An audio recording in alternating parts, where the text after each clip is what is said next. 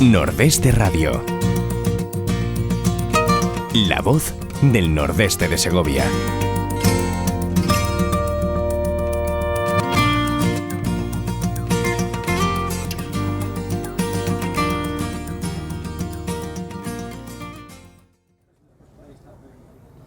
Hola amigos, bienvenidos a Radio Argo, a Nordeste Radio. Estamos del Club Argo, estamos en la terraza del Club Argo, en el centro de Madrid, en el barrio de las Letras. Y qué mejor, en el barrio de las Letras, que estar hablando de libros. Y nos acompaña José Carlos Peña. José Carlos, muy buenas. Hola, buenas tardes, encantado de estar aquí. Autor de un libro extraordinario, En las entrañas de la tierra, un libro absolutamente recomendable porque parece mentira en tan poco como puede contarnos tantas cosas. Y nos acompaña, claro, pues un experto, un clásico ya de nuestro programa, que es Luis Manuel Zorrilla. Luis Manuel, muy buenas. Muchas gracias por calificarme de experto. Tú sabes que yo en la radio miento como un bellaco. Hombre, yo sé que tú eres una persona seria. No, pero es verdad, hombre, si hay alguien que sabe literatura, si hay alguien que lee libros, que ayuda a los escritores, es Luis Manuel Zorrilla. Sí, bueno, en esa parte sí tienes razón. Soy un lector empedernido, me como los libros, ya no sé dónde colocarlos, dónde ponerlos. Tengo la suerte además de tener contacto con los escritores, que todavía enriquece mucho más cuando lees un libro que el escritor, a charlar con el escritor sobre ese libro. Y la verdad que estoy encantado de estar aquí porque es que estamos en un sitio espectacular, pero espectacular. O sea, tenemos un cielo de Madrid. Tanto Nordeste Radio como Radio Argo se preocupa muy mucho de que por lo menos estemos a gusto. Estemos a gusto. Y despertar cierta envidia a nuestros oyentes. Tú conoces mucho más a José Carlos que yo. Tú conoces mucho más de la obra de José Carlos que yo. Y entonces, por favor, te pediría que interrumpas y que preguntes. Vas a hacerlo de todas formas, pero bueno. Sí, ya sabes. Así queda mejor. Así queda mejor. José Carlos Peña, En las entrañas de la tierra. Pero ni vamos a excavar, no vamos a ir muy lejos, porque estamos hablando de la vida actual. Hablemos de que José Carlos Peña, además, ha sido marino, que de alguna forma marca. El ser marino marca. A ver, sí, naturalmente que marca. Es una etapa de mi vida que ya ha finalizado. Pero a la que dediqué muchos años y que viví con mucha intensidad y mucha pasión, y naturalmente me va a marcar para siempre. De hecho, vivo por aquí y me paso la vida añorando al mar. Sí, ¿no? Sí. Echas un vistazo al Manzanares, dices, joder, un poquito más de calado y saltaba aquí. Siempre que puedo me acerco al mar porque, bueno, aunque soy de tierra adentro, yo nací en un pueblo de La Mancha, siempre he tenido una querencia especial por los espacios abiertos, por los horizontes lejanos y tal, y el mar es el escenario ideal para ese tipo de aspiraciones o de sueños o como lo quieras llamar. Hay una cosa que me parece curiosa y es que tú, habiendo sido marino de profesión, hables del mar y no de la mar. Bueno, vamos a ver. La mar es un término poético y yo no soy muy poético. Pues ya está. Sí, es así. Fíjate lo que te está diciendo un escritor, que no es muy poético. Sí, y luego si te has dado cuenta, como todos los marinos, es un poco tímido y habla muy bajito. Sí. Entonces debería hablar un poco más alto porque voy a intentar hablar un poco más alto. Yo que no estoy muy lejos no le oigo. Sí, no, pero además por el tema técnico que tenemos, sí hace falta que hable un poquito alto. Bien. En las entrañas de la tierra, estás hablando de... No es tu primer libro en absoluto, has tenido 4 libros anteriores. Hay un proyecto del que luego hablaremos. En realidad hay 2. Sí, 2. Luego si quieres hablamos. Nos oculta información. No, eso no lo sabía yo. No sabía que tenía uno. Y luego nos oculta información. En la entraña de la tierra. ¿Qué nos cuentas en la entraña de la tierra? Empezamos por el título. Venga. El título en parte es una metáfora y en parte es un pequeño apunte de la realidad de esta historia. Es una metáfora porque la mayor parte de la historia se desarrolla en un pueblo pequeño, allá pies de los Picos de Urbión, metido entre árboles, entre peñascos y tal, un pueblo que se va a morir aparentemente y tal. Esa sería la metáfora. Luego tiene algo de realidad, que sean las entrañas de la tierra, pero prefiero no desvelar ese punto porque, claro, forma parte del entramado de la historia. Venga, por eso no te pregunto. No me parece bien. ¿Sabéis? Creo que es mejor que el lector lo descubra por sí mismo.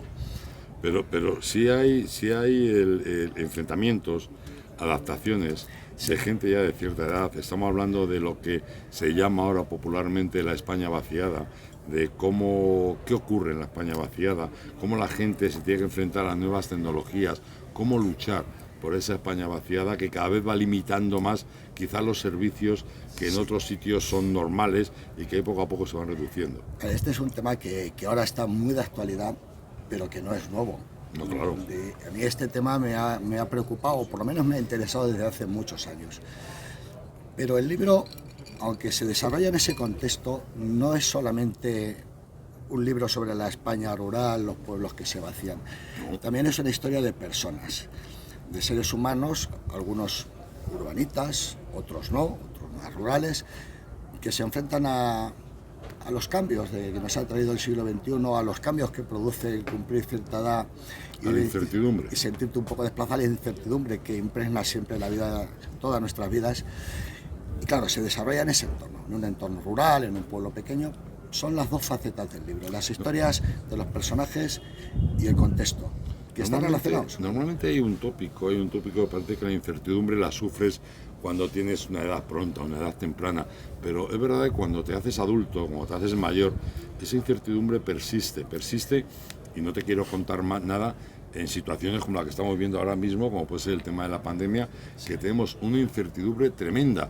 Es que incluso ir a ver un partido como el de ayer, el Madrid-Chelsea, decir, espera, es que con 60 años solamente puedo ver el primer tiempo porque el segundo tengo un toque de queda, porque Castilla y León el toque de queda a las 10 de la noche, sí. Tengo que irme a casa, no puedo ver el partido. Entonces te da una sensación de decir, ando, ¿dónde estoy? ¿Qué es todo esto? Lo que ocurre es que, a ver, la incertidumbre forma parte de la existencia humana desde siempre, o sea, desde que nacemos hasta que morimos. Lo que ocurre también es que según vamos cumpliendo años, vamos adquiriendo experiencia, vamos teniendo vivencias, somos cada vez más conscientes de esa incertidumbre que rodea nuestra vida. Cuando tienes 20, 25 años no eres consciente de esa incertidumbre y si en algún momento lo eres no te importa demasiado, tienes una visión diferente. Sí que es verdad que una de las ventajas de la edad no solo es la experiencia, sino también el poder relacionar todas esas vivencias que has tenido con el entorno que te rodea. Y una de las consecuencias que tiene eso es que vas siendo cada vez más consciente de esa incertidumbre que nos rodea, ese albur al que estamos sometidos y que casi nunca podemos controlar. Quizás la edad te da... Yo creo que cuando eres joven y escuchas una frase como la de que solo sé que no sé nada, dices, caramba, qué idiote de frase. Y a medida que vas cumpliendo años, a medida que vas aprendiendo cosas, te das cuenta de que una frase tremendamente sabia. ¿Puede ocurrir esto mismo con la incertidumbre? Sí, posiblemente sí. Yo ya te digo, la incertidumbre no es que se manifieste más en determinados momentos de la vida, consciente de que la sino sufres. Que somos cada vez más conscientes de que está ahí y de que gobierna buena parte de nuestra existencia, más de lo que nos gustaría, ¿no? Y es así, el solo sé que no sé nada, ocurre algo parecido. Siempre es así, lo que ocurre es que cuando somos más mayores, sabemos más o hemos vivido más, naturalmente pues somos más conscientes de lo mucho que ignoramos. Las personas verdaderamente sabias muchas veces viven atormentados por todo lo que ignoran. Claro, de alguna forma yo creo que todos los viejos no son sabios, pero no. Todos los sabios sí son viejos. Bueno, sí. Yo quería preguntarte una cosa. Este libro tiene moraleja y luego esos personajes que... ¿crees tú que los personajes de tu libro van a aportar algo de enseñanza? No voy a hablar de jóvenes a lo mejor, sino voy a hablar de esa gente que a lo mejor está viviendo la situación que estás comentando en ese libro. Mira, ¿o es simplemente una historia y que cada uno la tome como quiera? Hace poco, no hace muchos días, una lectora me escribió para darme las gracias, porque este libro le había aportado esperanza. Qué bien. Y eso para mí pues me llenó de satisfacción. Yo no he pretendido hacer un libro con moraleja, pues porque no lo creo pertinente, no soy yo quien. Sí es verdad que dejo la puerta abierta que cada uno extraiga sus propias conclusiones, ¿no? Pero que esta lectora me dijera, gracias José Carlos, porque la lectura de tu novela me ha llenado el corazón de esperanza. Oye, qué bonito. Pues sí, es una gran satisfacción. De momento ya que un lector se ponga en contacto contigo siempre es de agradecer. Siempre. Porque quizás, gracias tal vez a las redes sociales, tú lo conoces infinitamente mejor que yo, es cierto que ya el lector y el escritor se aproximan, porque antes el escritor era una cosa que tú no conocías para nada, ni el escritor conocía al lector. Y es cierto que gracias a las redes sociales, que sus cosas buenas tienen, muchas, estamos más próximos. El lector y el escritor estamos más cercanos. Cualquier escritor puede ponerse en contacto con el lector, o al revés, o el lector con el escritor, y sobre todo opinar, el saber que tú has conseguido transmitir lo que querías, o que alguien lo ha captado tal y como tú quieres plasmarlo en el libro. A ver, ese diálogo es fundamental, y sin embargo hasta hace poco no ha sido posible, pues porque no teníamos redes sociales ni los medios de comunicación que tiene la sociedad actual. Pero es un diálogo que enriquece a los dos extremos, tanto al lector como al escritor, porque los escritores somos conscientes de nuestras limitaciones, somos conscientes de que podemos defraudar las expectativas del lector, o somos conscientes de que a lo mejor no hemos hecho el enfoque correcto. Quiero decir, siempre se puede aprender de lo que te dicen los lectores. Los hay más educados y menos educados, más profundos y menos profundos, con mejor intención o peor, pero creo que hay que tener una actitud abierta, escuchar lo que dicen, sacar conclusiones y procurar que en el próximo libro puedas mejorar ese tipo de cosas que... Lo que al final, como todo, está siempre el tema subjetivo, ¿no? Sí, claro. Yo creo que es algo frustrante para un escritor es querer contar algo y que la persona que lo lea no entiende lo que tú has querido transmitir ahí. Sí, a ver, eso es un problema, y además un problema bastante actual. O sea, las historias desde los tiempos más remotos se han contado, desde mi punto de vista, ¿no?, de manera que sean inteligibles. O sea, que el que la escucha, el que la lee o el que la contempla en una pantalla de cine o de televisión sepa qué le estás contando, qué ocurre al principio, cómo se desarrolla la historia, cómo termina. Eso es fundamental. Si consigues eso, luego ya puedes aspirar a otro tipo de cosas quizá más sofisticadas, más elevadas y tal.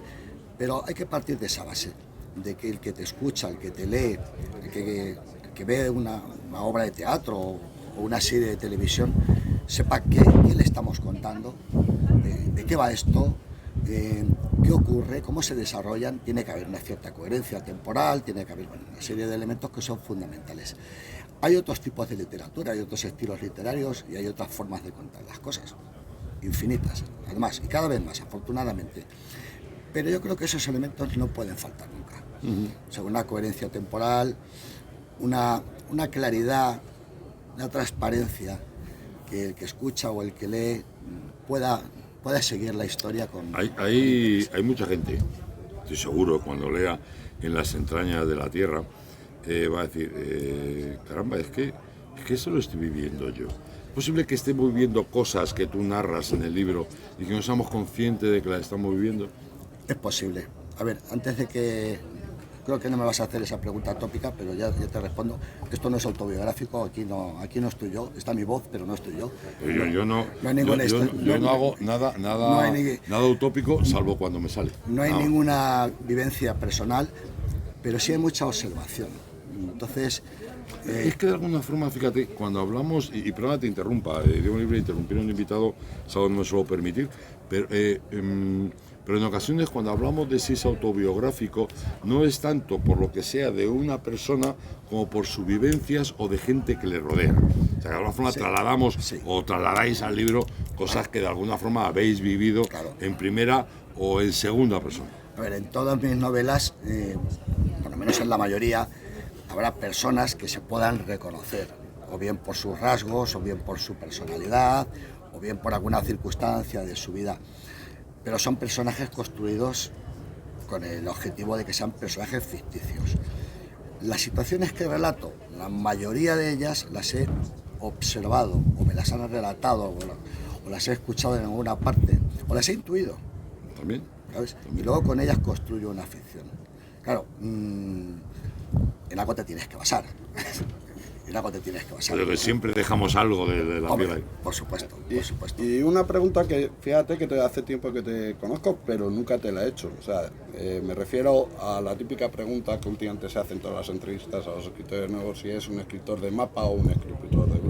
mapa. Si es un escritor que de mapa, un escritor de sí, dibujo.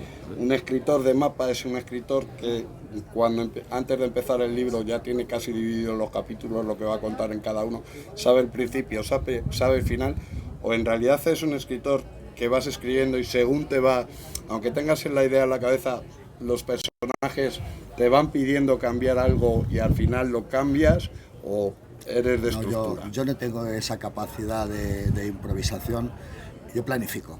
Planificas, Mira, eres por de ejemplo, mapa, sí, organizas.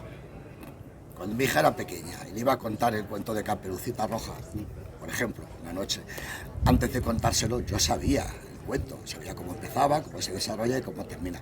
En mis novelas hago lo mismo. Yo antes de ponerme a escribir sé perfectamente lo que pasa, lo que va a pasar y tengo una idea bastante clara de cómo va a ser el final. Luego, por el camino surgen imprevistos, alguna pequeña variación, pero sí, yo planifico, sé, no es que vaya capítulo por capítulo con un guión, a veces lo he hecho. Sí, pero sí tiene la espina de... Me sé la historia, o sea, la historia me la sé de memoria porque antes de empezar a escribir le he dado 1000 vueltas. Le he dado 1000 vueltas en la cabeza, la he fabulado muchas veces, he cambiado cosas a mi gusto y tal, y cuando ya me pongo, bueno, no cuando cojo la pluma, sino cuando me siento delante del ordenador, ya sé qué historia voy a contar, lo sé bien. Ahora imagínate, por ejemplo, que un director de cine se pusiera a filmar una película de 1h30 o 2 horas, sabiendo solo de qué va la historia, sin saber cómo se va a desarrollar, por dónde van a tirar los personajes. Yo conozco una persona, y por aquí la tenemos dando vueltas, que se ha hecho una película sin guión y a pelo, ya es lo que se me va ocurriendo. Pero es muy raro. A mí eso me resulta asombroso, incluso admirable, Mira. Pero yo soy incapaz de hacer eso. No tengo esa capacidad. Luego otra duda, yo tengo la suerte de Ezequiel no conoce toda la obra, pero yo sí que te conozco más obra tuya, conozco, bueno, aparte de que tienes 4 libros más, yo 2 de ellos me los he leído. Y curiosamente, y me llama mucha atención, que por ejemplo el Coto también está dentro de la zona rural. Sí, también, sí. Entonces, un marino que puede escribir sobre aventuras del mar, un marino que puede escribir sobre viajes y ciudades por todo el mundo, de repente se pone a escribir y dirige más sus libros a la zona rural que a ese tipo de cosas. Me llamaba mucho la atención. Pero a ver, hay unos motivos, fundamentalmente 2. El primero de ellos es que yo, aunque sigo siendo militar en la reserva y marino y tal, mi época como marinera finalizó hace ya unos años.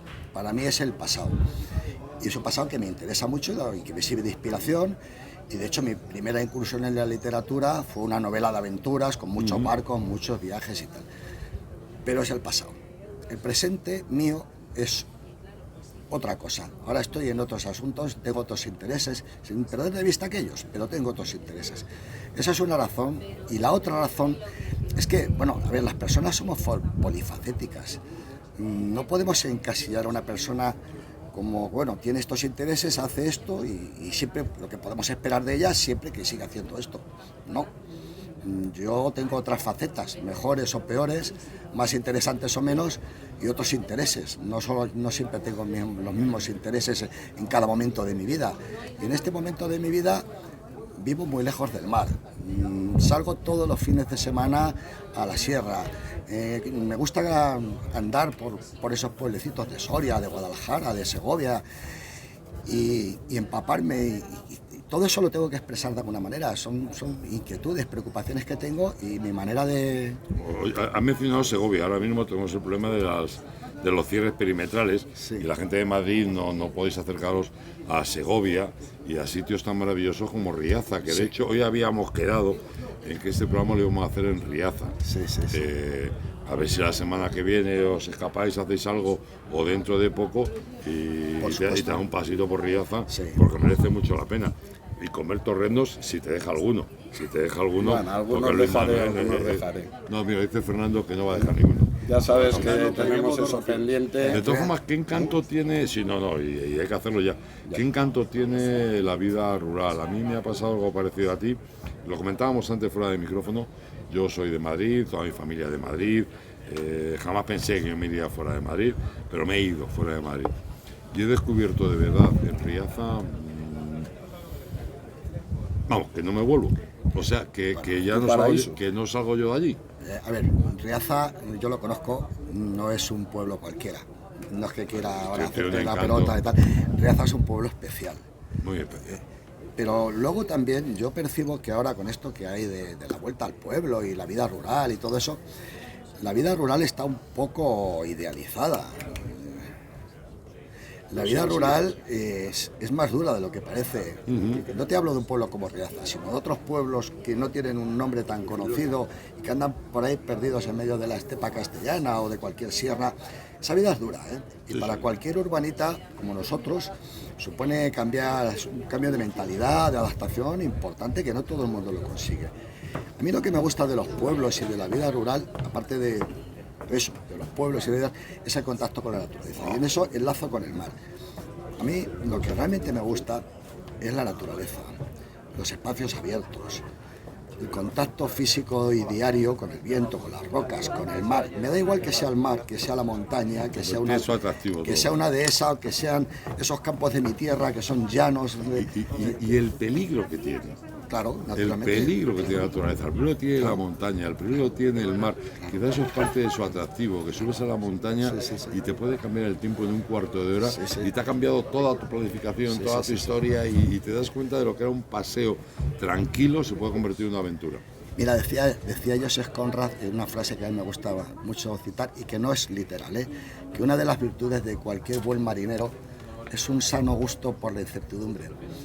Y es verdad, cuando estás en contacto con la naturaleza, sea en el mar, en la montaña, en el desierto, hay un componente de incertidumbre importante. O sea, cualquier montañero experto, si se rompe un tobillo en la ladera del Himalaya, tiene un problema serio.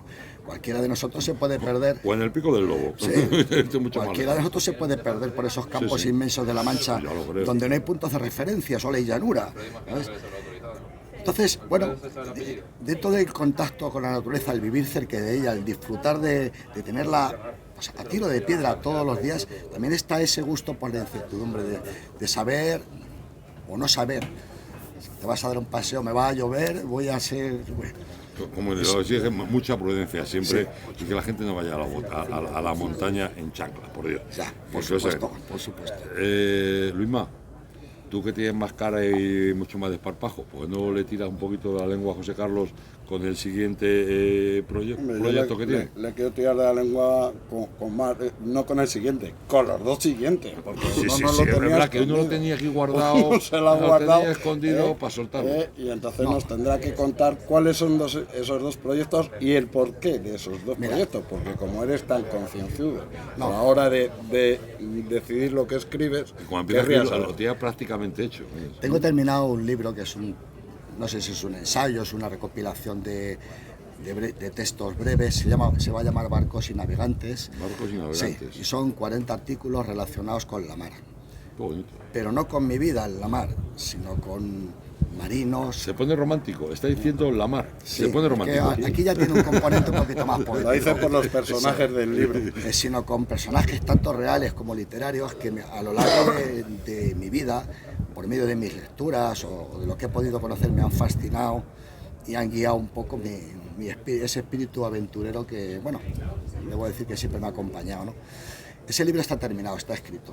Ahora lo que pasa es que estamos dándole un toque con algunas ilustraciones, maquetándolo y tal, y saldrá cuando acabe la pandemia, no antes. Cuando Dios quiera, entonces. Cuando Dios quiera, sí. Creo que ahora no es un buen momento. Y luego el segundo proyecto, pues estoy escribiendo otra novela. Otra novela también relacionada con el pueblo, con la vida rural y con la historia de personas que se ven en una encrucijada, que no saben por dónde tirar, qué van a hacer. Pero él sí lo sabe. Busquemos un camino, a ver cómo lo hacemos. ¿Cómo se va a titular? Fuera de lugar. Ya sabe el título y todo. Es increíble. Es increíble. Es increíble. José Carlos Peña, En las entrañas de la tierra. Mientras salen estos dos proyectos, que uno ya está hasta acabado y todo, vayan leyendo este, que verán cómo les apetece muchísimo más el leer los siguientes.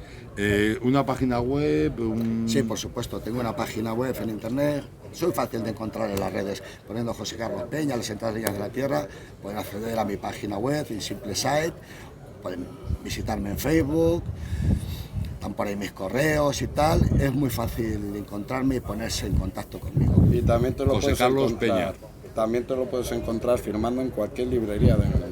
De repente aparece firmando en una casa del libro, en una FNAC, en una feria del libro, porque se apunta a todas. Esto una cosa que me está ocurriendo ahora mismo, se me está ocurriendo ahora mismo, porque evidentemente es una idiotez, pero si algo que yo sí añoro en Riaza es que a lo mejor se haga alguna vez una pequeña feria del libro en el que poder juntar a una serie de escritores y estar un sábado o un domingo allí hablando En esa plaza escritores. maravillosa En que esa tiene plaza Riaza, porticada que sí, tiene. Carlos iglesia y tal, pues es sí. de los que admite los retos rápidamente. Sería una idea magnífica, cuenta conmigo.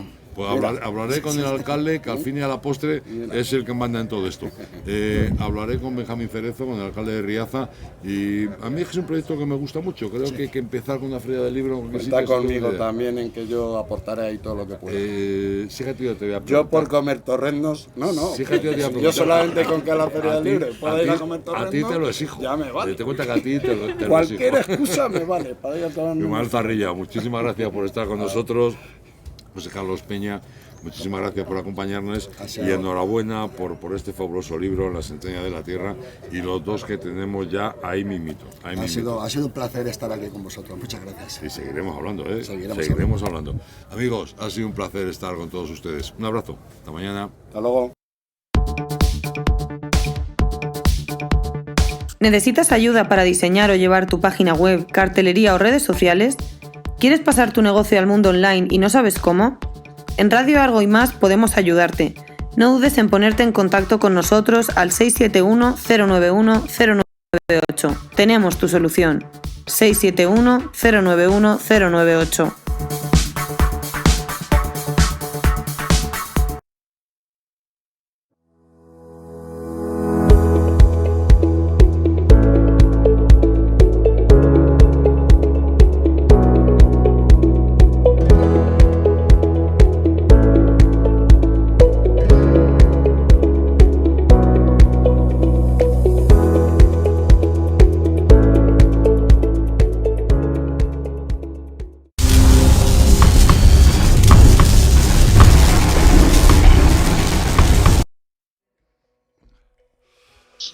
Bueno, y seguimos ya, pero ya en el interior, ya aquí dentro del estudio.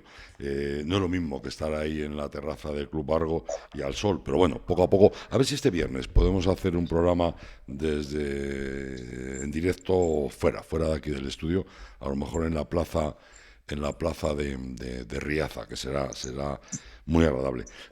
Vamos a saludar a José Luis. José Luis García Casado, muy buenos días, ¿cómo estás? Hola, buenos días a todos. Bien, aquí. Pasando el rato, Hablando que creí que íbamos a ganar los de izquierdas y hemos ganado los de derechas. Eso luego hablaremos del tema de las elecciones en el siguiente programa, en el programa de Ponte al Día. Tenemos invitados, tenemos a José Luis García Casado, tenemos a Eduardo Cordo, tendremos a Luis Manuel Zorrilla y de alguna forma haremos un repaso o un estudio o un análisis o lo que ustedes quieran sobre lo que ocurrió ayer en Madrid con las elecciones de la Comunidad de Madrid. Pero ahora, José Luis, vamos a hablar de otro tema. Ahora vamos a hablar de nuestra historia y nos vamos hasta el año 1476. Pues sí, acababa de comenzar el verano y cuando en el Alcázar de Sevilla, con las primeras luces del alba, que diría Federico Trillo, la reina Isabel se puso de parto.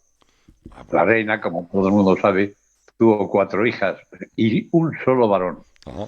Y fue en este parto cuando vino al mundo el ansiado heredero. Se le bautizó en la Catedral de Sevilla, donde hubo grande júbilo, y cuando apenas tenía 2 años, las Cortes reunidas en Toledo le juraron como heredero de la corona de Castilla y León. Un año más tarde, en Calatayud, fue jurado por las Cortes de Aragón como heredero de la corona de este reino.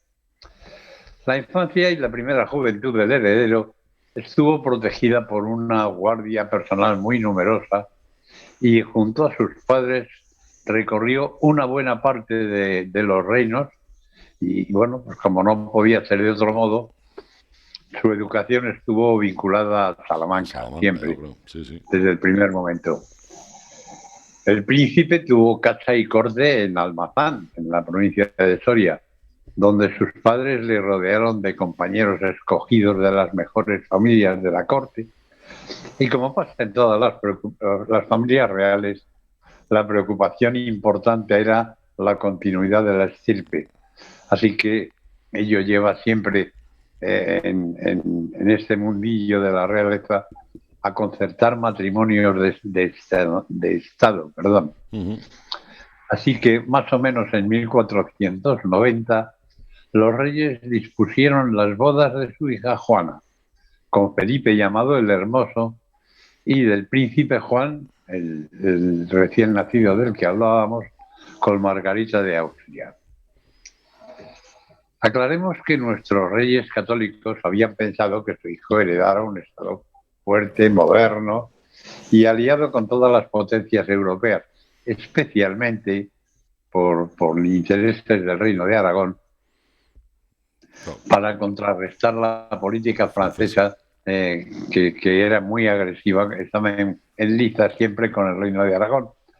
Así que le comprometieron y lo casaron con Margarita de Austria. Margarita era una rubia, fogosa y portachona, mientras que nuestro príncipe Juan el Pobre era de constitución débil, frágil y enfermizo. Nuestro príncipe amanecía cada mañana más debilitado y ojeroso, al extremo de que incluso los médicos tuvieron que recomendar a la reina que interviniera para que el príncipe y su recién estrenada mujer redujeran sus pernoctaciones y se le permitiera al príncipe que alguna noche recuperara fuerzas el pobre hombre. A ello se negó la reina con aquello de que lo que había unido Dios no debía ser separado por los hombres. Al final, claro, el príncipe murió probablemente por consumpción, es decir, completamente consumidito.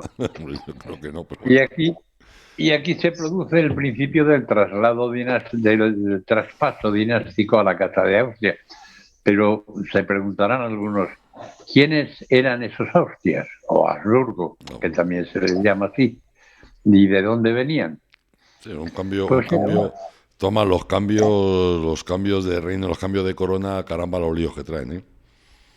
No te quepa la menor duda. No, digo porque normalmente en historia se ve y llegan los Trastámaras, se van los Trastámaras, llegan los Habsburgos y parece que no han pasado nada. Bueno, iremos viendo lo que implica ese cambio. Y así toda la historia. Claro, pero ya verá lo que implica esos cambios. Los Habsburgo eran una familia noble, como tantas otras, una más, y el nombre le viene de los territorios que poseían.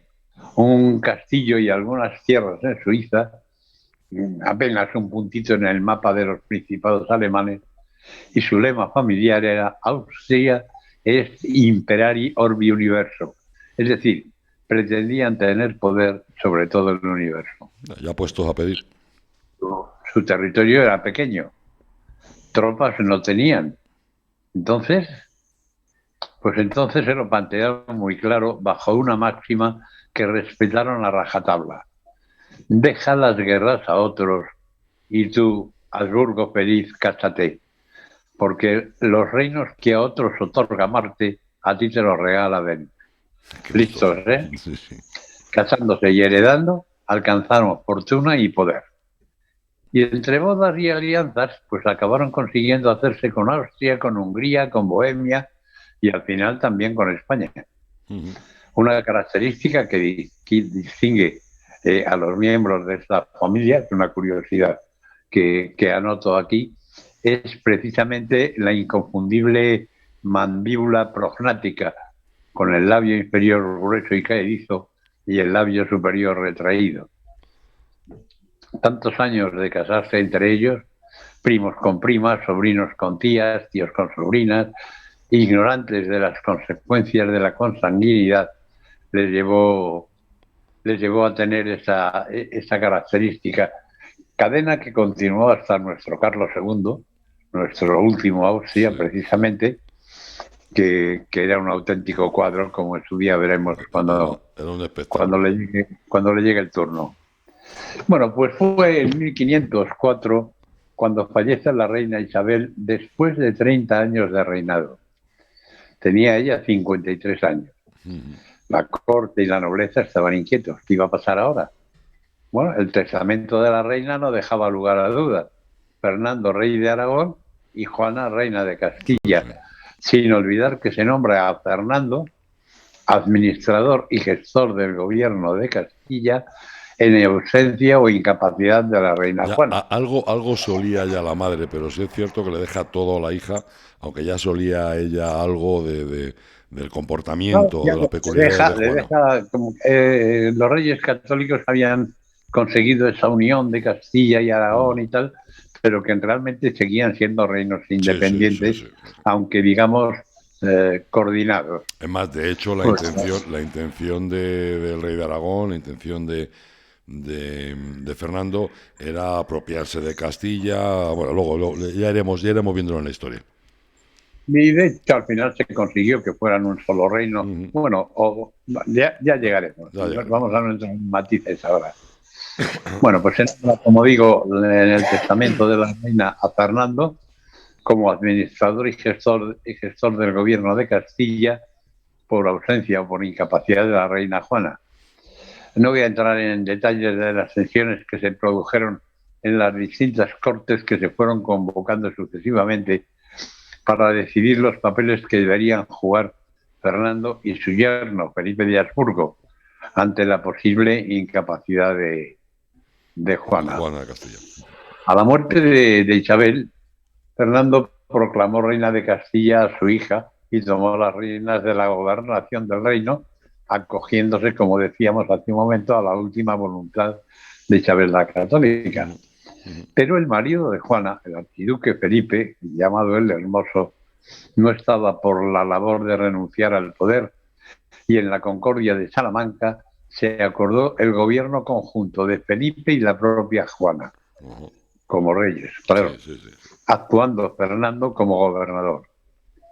Previamente, Fernando había neutralizado el apoyo francés a su yerno Felipe por el Tratado de Blois y se había casado con su sobrina nieta Germana de Foix, que era sobrina del rey Luis XII. Otra boda contra natura. Germana tenía 18 añitos cuando la casaron con su tío abuelo Fernando II de Aragón, 53 años a la sazón, viudo de Isabel la Católica desde hacía un año, y en los pactos que se hicieron con este matrimonio, el rey de Francia cedió a su sobrina, a Germana de Foix, los derechos dinásticos del reino de Nápoles, y concedió a Fernando el título de rey de Jerusalén, pero eran derechos que retornarían a Francia en caso de que el matrimonio no tuviera descendencia. En cambio, el rey católico se comprometió a nombrar heredero al posible hijo del matrimonio si lo hubiera. Ese matrimonio empezó ya a levantar las iras de los nobles de Castilla, que llevaban una temporada ya muy moscas con el tema de Felipe y de la incapacidad de la pobre reina Juana. Y los nobles de Castilla vieron esto como una maniobra de Fernando el Católico para impedir que Felipe el Hermoso y Juana heredaran la corona de Aragón. Con ella tuvo en 1509 otro hijo, Juan, que de no haber muerto a las pocas horas de nacer, se habría convertido, como digo, en rey de Aragón. Pues en 1506 llegó el matrimonio de Juana y Felipe a la península, y porque estaban en Bélgica. Sí. Y pronto se manifestaron las malas relaciones entre el yerno, apoyado por la nobleza castellana, que formaron el grupo felipista, y el suegro, apoyado por los representantes de las ciudades, que formaron el grupo aragonés. De modo que al final Fernando se retiró a Aragón por distintos acuerdos a los que llegaron, y Felipe fue proclamado rey de Castilla en las Cortes de Valladolid Sí. con el nombre de Felipe I. Felipe I, que duró muy poquito tiempo, reinó casi 3 minutos y el hombre muere. Y ante la incapacidad de la reina Juana, el cardenal Cisneros tomó temporalmente la responsabilidad del poder como presidente del Consejo de Regencia de Castilla hasta que volviera Fernando. Cuando Fernando regresó, encerró a su hija de por vida en Tordesillas y gobernó como regente de Castilla, aunque se centró sobre todo en las cuestiones de Italia, dejando el gobierno de Castilla al cardenal Cisneros, que es el que de verdad hacía y deshacía. Un hombre muy interesante, el cardenal Cisneros. Sí, hablaríamos otro día de él. Sí, La verdad sí. es que es una figura singular. Sí. La política nacional se convirtió entonces en una guerra de influencias entre aragoneses, castellanos y flamencos. Felipe de Habsburgo ha muerto, la reina Juana se ve muy afectada, aunque oficialmente nadie la incapacita, ojo, ¿eh? Sí. Castilla se impacienta, Aragón está desconcertado y el testamento del rey Fernando otorga la sucesión de ambas coronas a su nieto Carlos, sin perjuicio, claro, de los derechos dinásticos de la princesa Juana, que seguía siendo la heredera natural en ambos reinos. Y en estos líos andamos cuando en 1516, mes y medio después de la muerte de Fernando el Católico, en la iglesia de Santa Gándula, en Bruselas, se proclama a Carlos de Gante rey de Castilla y Aragón. Bueno, pues este hecho fue prácticamente un golpe de Estado, porque, como acabo de decir, la legítima heredera de ambas coronas era Juana, la madre de Carlos. A partir de aquí, rebeliones, alzamientos, luchas entre ciudades. 2 años duró esto. El cardenal Cisneros, regente del país, trataba de poner orden, intentaba coordinar las decisiones de los dos gobiernos, el de Bélgica y el de España, y como digo, fueron 2 años de disturbio que solo pudieron mitigar con la intervención de la llamada gente de ordenanza, los herederos de la Santa Hermandad. Cisneros solo hacía que pedir que el rey viniera a España de una pajolera vez. No lo decía así porque era muy educado y era clérigo, pero en el fondo pensaba así. Que el rey viniera a España ya. Por fin, el 19 de septiembre de 1517, Carlos desembarcó, eso sí, por error de los pilotos, en una pequeña aldea asturiana, en vez de en Santander, que es donde le esperaban todos los representantes del reino. Además, recordemos que cuando llega Carlos tenía prácticamente 17 años, porque si no recuerdo mal, nació en el 1500 o algo así. Por supuesto, no hablaba español. Bueno, un lío. Bueno, de aquellos polvos vienen los lodos que llegaron después. Sí. Venía con su hermana Leonor y eso sí, con un enorme cortejo que le acompañaba. El cardenal Cisneros intentó acudir a su encuentro celebrar un encuentro con el nuevo rey, pero ese encuentro finalmente no fue posible porque el rey Carlos, asesorado por la gente que le acompañaba, retrasó el encuentro para demostrarle al cardenal que era él quien ostentaba el poder absoluto. El cardenal se murió y no terminó de celebrarse aquella reunión. Y a partir de aquí, y eso ya lo iremos contando el próximo día, viene el exprimir las arcas del reino en beneficio de intereses ajenos tanto a Castilla como a Aragón. Y empezaremos a hablar próximamente de algo que nos toca muy de cerca, como es la Guerra de las Comunidades. De lo que este año se celebra 500 años de aquello. El 500 aniversario, efectivamente, de aquella historia. Pues entonces la semana que viene empezamos con un tema interesantísimo que es la Guerra de las Comunidades, que es el movimiento comunero, algo que sí que nos afecta muy de cerca y que, bueno, hay mucho que hablar de ello, pero mucho que hablar de ello. Hay mucho que hablar y muy interesante. La verdad es que es el tema de la Guerra de las Comunidades bien merece una buena serie de televisión, o de cine. Bueno, bien. Pero- Como no lo haga Netflix, Sí, no, está claro, está claro. José Luis, ha sido un gustazo, como siempre, y tremendamente interesante todo lo que nos cuentas. Muchísimas gracias. a vosotros. Hasta la próxima. Hasta dentro de un ratito. En un ratito hablaremos, nos iremos del siglo XVI al siglo XXI, porque vamos a hablar, José Luis, de lo que ocurrió ayer en Madrid en esas elecciones. Ya veremos si hubo sorpresas, si no, en fin, no sé, hablaremos un poquito de todo. ¿Te parece? Como decía un antiguo actor de cine, que ahora no me sale el nombre, Ujú. en una película inefable, Homérico. Venga, pues te veo en un ratito de nada, ¿vale? Venga, aquí estaré. Un abrazo, hasta luego. Amigos, Otro para todos.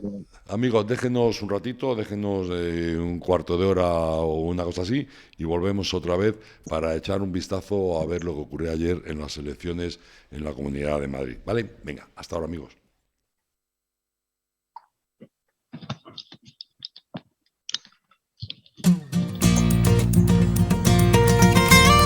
Nordeste Radio. La voz del Nordeste de Segovia.